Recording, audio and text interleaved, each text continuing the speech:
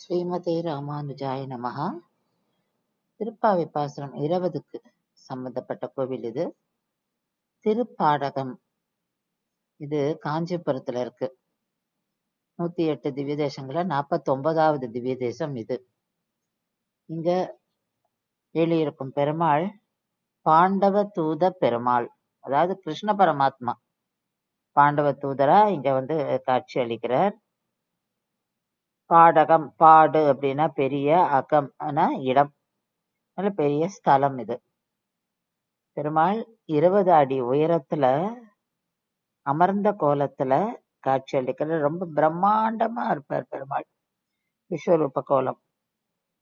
அவர் இங்க நம்ம 2 கரங்கள், அதாவது இங்க பெருமாளுக்கு, அதாவது கிருஷ்ண பரமாத்மா 2 கரங்களோட காட்சி அளிக்கிறார். அபய முத்திரவும் வரத முத்திரவும் காமிச்சுருக்கார்.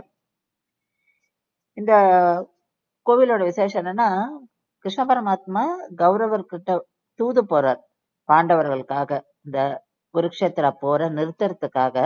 ஆனா துரியோதனன் என்ன பண்றான், எப்படியாவது கிருஷ்ண பரமாத்மாவை சிறைப்பிடிக்கணும் அப்படின்னு சொல்லிட்டு அவர் உட்காந்துக்கிற அந்த சீட்டு கீழே ஒரு பள்ளத்தை தோண்டி அதுல மல்யுத்தக்காரர்களை வச்சு அவரை கொல்றதுக்கு பாக்குறான். ஆனா பெருமாள்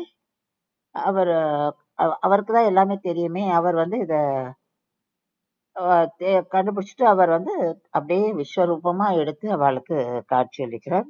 அதனால்தான் இங்க பெருமாள் 25 அடி உயரம், அதாவது அந்த விமானத்தோட சீலிங் மட்டும் அவருடைய உருவம் போயிருக்கும். இந்த கிரீட்டத்துக்கும் விமானத்தோட அந்த சீலிங்க்கும் ரொம்ப கேப் கம்மியா இருக்கும். அந்த அளவுக்கு ஒசரமா இருக்காருங்க.